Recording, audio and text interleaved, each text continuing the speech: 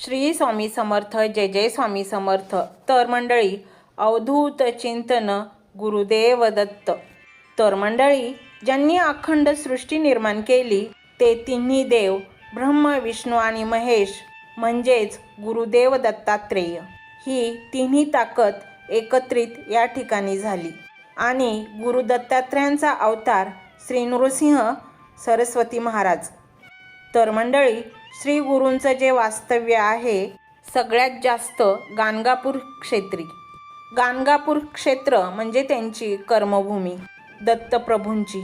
गाणगापुरी असताना श्री गुरु दत्तांनी अनेक चमत्कार त्या ठिकाणी केले, अनेक लीला त्या ठिकाणी दाखवल्या आपल्या भक्तांना. आणि मंडळी, हे सगळे चमत्कार श्री गुरुचरित्र ग्रंथामध्ये आपल्याला ऐकवयास मिळतात.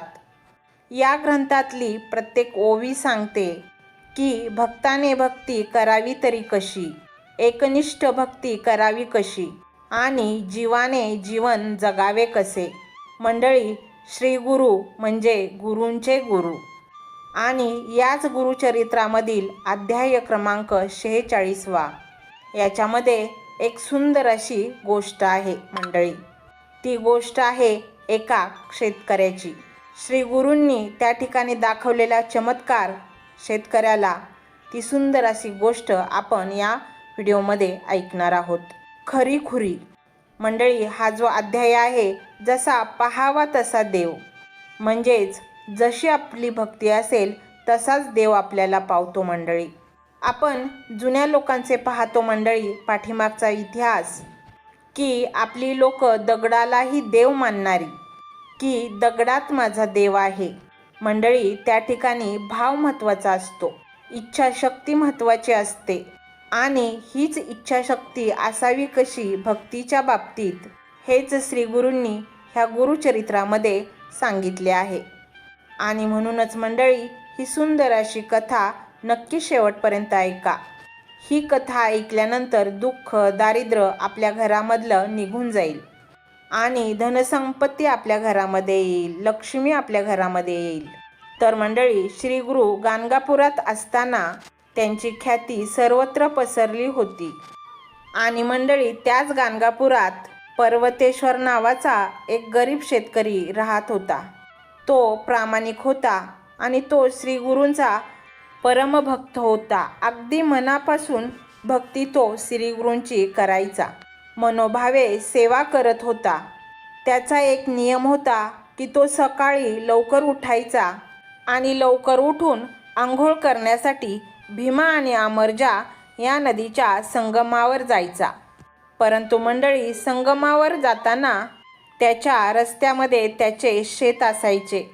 तो शेतामध्ये थांबायचा आणि मनापासून श्रीगुरूंना नमस्कार करायचा, दररोज पाया पडायचा.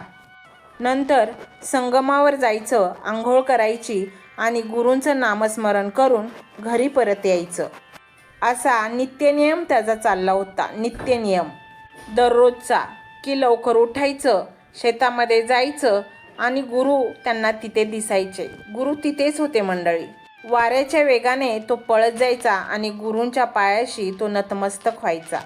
परंतु गुरु त्याला काहीच बोलत नव्हते. तो पाया पडायचा आणि आपला निघून जायचा संगमावर, आंघोळ करायचा, शेतात कामाला जायचा.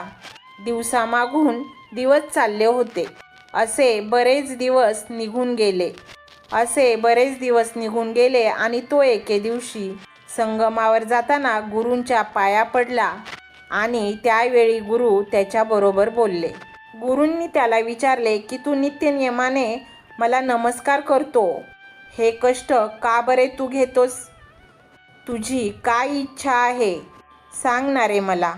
त्यावर पर्वतेश्वर म्हणाला, गुरुजी, कृपादृष्टीने तुम्ही माझ्या शेताकडे पाहावं. माझं शेत चांगलं पिकलं आहे. त्यावेळी गुरूंनी सांगितलं, अरे बाळा, तुझ्या शेतामध्ये तू काय पेरले आहेस? त्यावर तो शेतकरी म्हणाला, महाराज, ज्वारी पेरली आहे. पीक खूप जोरात आलंय आपल्या कृपेने. माझ्या शेतात भरपूर धान्य पिकावं. गुरु त्या ठिकाणी प्रसन्न झाले आणि त्यावेळी गुरु त्याला म्हणाले की तुझा माझ्यावर विश्वास असेल तर तू एक काम कर, मी संगमावर जाईल, आंघोळ करेल, तोपर्यंत तू तुझ्या शेतातलं पीक 4 बोटे वर ठेवून सगळं कापून टाकायचं. ते फक्त ज्वारीचे 4च बोटे ज्वारी ठेवायची आणि बाकीचं सगळं पीक कापून टाकायचं. मंडळी, त्यावेळी पर्वतेश्वर म्हणाला, गुरूंचे शब्द मला प्रमाण आहेत, मी आपला शब्द मोडणार नाही गुरुदेव. आणि मग श्री गुरुदेव अनुष्ठानासाठी संगमाकडे निघून गेले. इकडे पर्वतेश्वराने पीक कापण्याचा त्याने निश्चय केला आणि तो गावात गेला. मंडळी, त्यावेळी परक्यांचं राज्य होतं आणि मग त्यावेळी गावातील अधिकाऱ्यांना भेटून तो म्हणाला की मला माझ्या शेतातील पीक कापण्याची परवानगी द्यावी. मी शेतसारा म्हणून गेल्या वर्षीपेक्षा दुप्पट धान्य मी तुम्हाला देईल खंड म्हणून, आणि जर पीक आलं नाही, माझ्याकडे जे साठवणीचं धान्य आहे ते देईल. ते देऊनही भागलं नाही तर माझी मी गुरे विकीन, परंतु तुमचा खंड देईन. मला पीक कापण्याची परवानगी द्या. आणि तो पीक कापण्याची परवानगी घेऊन गावातील काही लोक घेऊन त्याने आपली ज्वारी कापायला चालू केले. विचार करा, गुरुची आज्ञा मानली, कारण जे पीक होतं ज्वारीचं, ती नुकतीच कणसं त्याची बाहेर पडली होती पोठऱ्यातून, म्हणजे ज्वारी तयारच त्या ठिकाणी झालेली नव्हती. पीक कापू लागला आणि पीक कापण्याची बातमी जी आहे ती घरातील बायकापोरांना समजली. बायकापोरं पळत आली आणि म्हणाली, अहो, एका संन्यासाचे ऐकून तुम्ही आपल्या पिकाची वाट लावताय. ज्वारी पोटऱ्यातून बाहेर पडली नाही, धान्य नाही आलं त्याला, आणि तुम्ही ज्वारी कापताय. त्याने अजिबात लक्ष दिले नाही. गुरूंची आज्ञा म्हणून तो ज्वारी कापत होता. लोक त्याच्याबरोबर होती. अहो, गावातल्या लोकांना समजलं. गावातली लोक धावत आली आणि त्याला म्हणाली, अरे वेडा झालास की काय? आताच पोठऱ्यातून फक्त बाहेर पडलेली कणस आणि तू अशीच अर्ध्यात कापतोय, तुला काही धान्यसुद्धा होणार नाही. तू काय वेडा झालास की काय? अहो, त्या शेतकऱ्याने कोणाकडेही लक्ष दिले नाही. पर्वतेश्वरानं संपूर्ण ज्वारी त्याने कापून काढली. श्री गुरूंच्याकडे गेला आणि म्हणाला, गुरुदेव, तुम्ही माझ्या शेतावरती चला आणि पहा, मी सगळं पीक कापून काढले. आणि श्री गुरु त्याच्या शेतावरती आले आणि त्याला म्हणाले, अरे वेड्या, मी तर गमतीनं म्हणालो होतो पीक काप म्हणून, तू तर पीक कापून तुझं नुकसान करून घेतलं. स्वामी, माझा आपल्यावरती पूर्ण विश्वास आहे. मी आपली आज्ञा प्रमाण मानून मी हे पीक सर्व काही कापून काढलं आणि तुमचीच आज्ञा मी पाळली. मला बाकी काही माहीत नाही. त्याच वेळी प्रसन्न झालेले गुरु त्याला म्हणाले की जसा तुझा भाव तसेच तुला फळ मिळेल. धन्य आहे तुझा निर्धार. तुझ्या श्रद्धेचे फळ तुला नक्की मिळेल. तू कसलीही चिंता करू नये. असे बोलून स्वामी मठाकडे निघून गेले. आणि मंडळी, काही दिवसांनी प्रचंड असं वादळ आलं. मुसळधार पाऊस आला. गावातील सगळ्या शेतकऱ्यांची मंडळी पिकं वाहून गेली. कित्येक लोकांची पिकं पाण्यात बुडून गेली. गावामध्ये सगळीकडे ओला दुष्काळ पडला. धान्यच कुठेही नाही. परंतु मंडळी, या ठिकाणी त्या शेतकऱ्याच्या शेतात चमत्कार झाला पर्वतेश्वराच्या, की याने जी ज्वारी कापली होती 4 बोटं सोडून, सगळी ज्वारी परत फुटली. उंच अशी ज्वारी वाढली आणि त्या ज्वारीला भरपूर अशी कणस आली. भरपूर असं धान्य त्या ठिकाणी झालं की मंडळी, शतपट धान्य झालं, म्हणजे जवळजवळ 100 पोती धान्य झालं. आणि या पर्वतेश्वरानं लगेच त्याला शेतसारा जो द्यायचा होता तो दुप्पट त्याने धान्य दिलं. 100 पोती धान्य झालं. हे सगळं धान्य पाहून त्याची बायका मुलं अतिशय आनंदित झाली. आपल्या नवऱ्याच्या पाया पडली ती स्त्री. खरंच तुमचं म्हणणं बरोबर आहे, तुमची भक्ती थोर आहे. आणि मंडळी, हा शेतकरी पळत गेला गुरूंच्या मठाकडे. दोघेही नवरा बायको, त्याची पोरे श्री गुरूंच्या पायाशी नतमस्तक झाली. गुरूंना झालेला सगळा चमत्कार सांगितला. मंडळी, गुरु अखंड विश्वाचे मालक आहेत. त्यांना आधीच माहिती होतं. गुरूंच्या पाया पडले मठामध्ये आणि गुरूंनी त्यांना त्या ठिकाणी आशीर्वाद दिला की अखंडपणे लक्ष्मी तुमच्या घरात राहील, लक्ष्मी माता तुमच्या घरामध्ये राहील, वैभव तुझ्या घरात नांदेल. फक्त तू भक्ती मनापासून कर. तुझ्या भक्तीवरती मी प्रसन्न आहे. मी सदैव तुझ्या पाठीशी आहे. आणि आनंदाने हा पर्वतेश्वर शेतकरी आपल्या घरी आला. आणि मंडळी, विचार करा, जे 100 पोती झालेलं धान्य जे होतं त्याने गावातल्या लोकांना अर्धधान्य वाटून टाकलं. कित्येक गोरगरीब लोकांना ते धान्य वाटून टाकलं, कारण की ओला दुष्काळ पडला होता. फक्त आपल्याला खायला लागेल एवढंच धान्य या शेतकऱ्याने आपल्याजवळ ठेवलं. एवढी एकनिष्ठ भक्ती या पर्वतीश्वराची.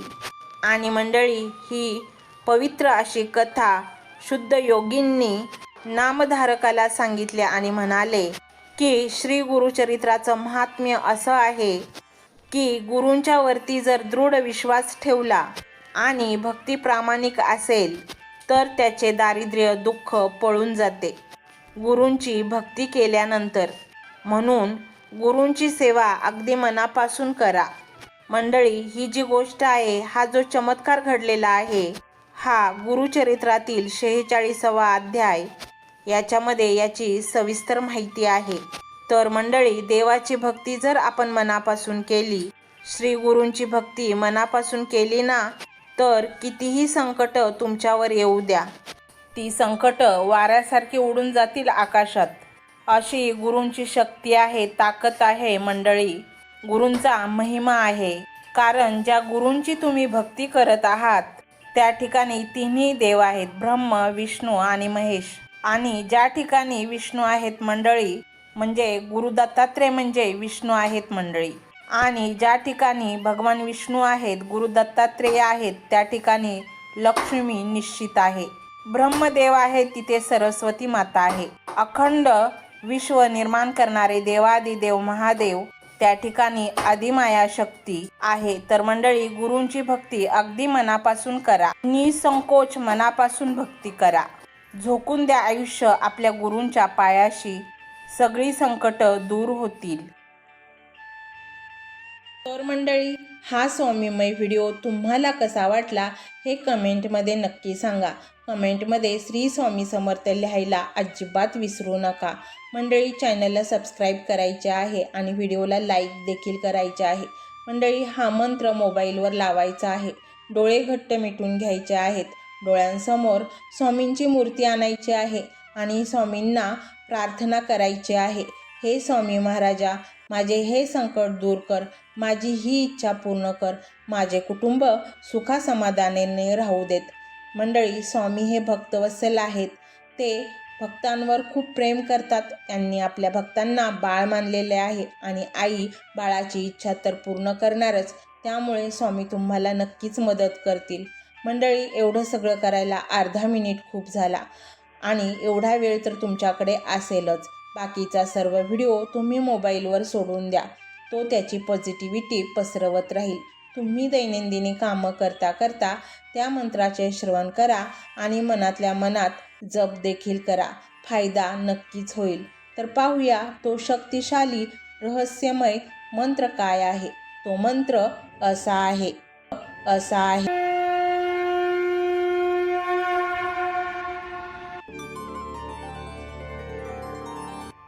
ओम नमः श्री स्वामी समर्थ अकस्मित धनलाभ देई नमः.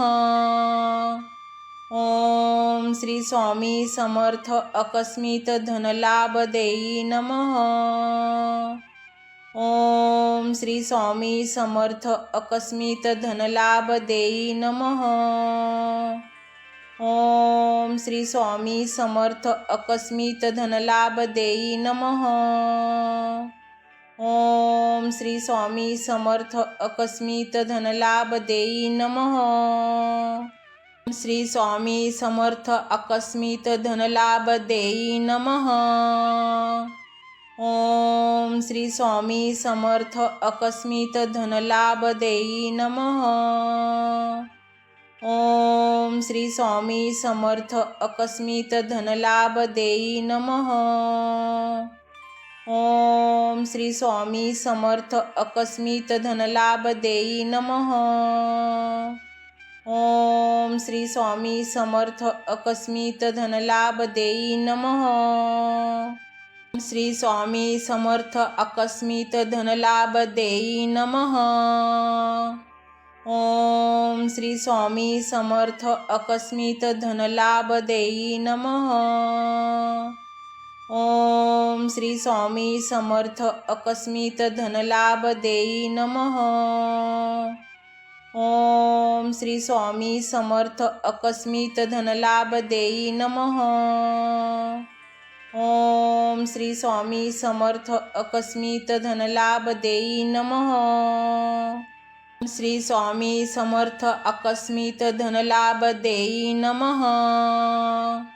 ओम श्री स्वामी समर्थ आकस्मिक धनलाभ देई नमः।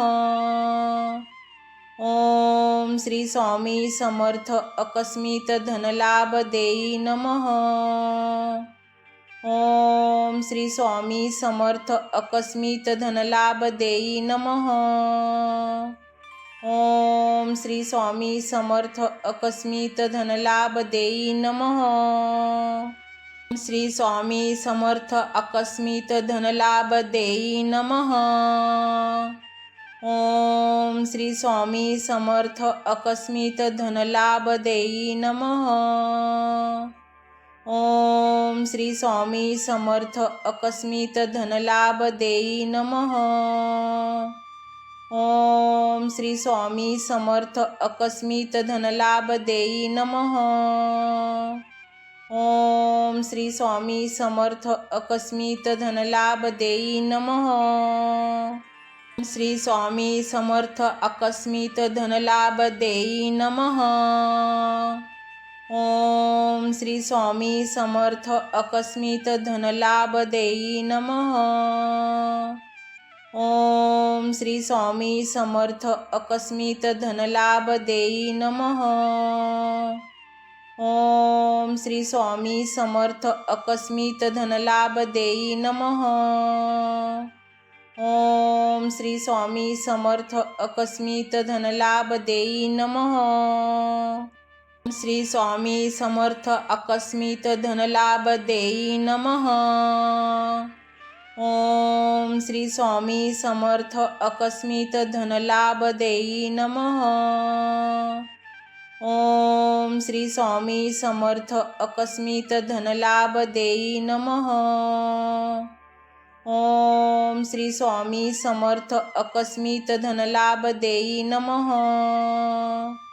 ओम श्री स्वामी समर्थ आकस्मिक धनलाभ देई नमः।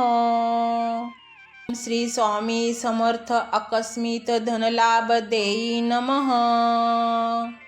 ओम श्री स्वामी समर्थ आकस्मिक धनलाभ देई नमः। ओम श्री स्वामी समर्थ आकस्मिक धनलाभ देई नमः। ओम श्री स्वामी समर्थ आकस्मिक धनलाभ देई नमः।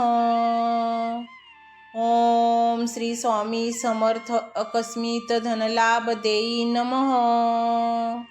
श्री स्वामी समर्थ आकस्मिक धनलाभ देई नमः। ओम श्री स्वामी समर्थ आकस्मिक धनलाभ देई नमः। ओम श्री स्वामी समर्थ आकस्मिक धनलाभ देई नमः।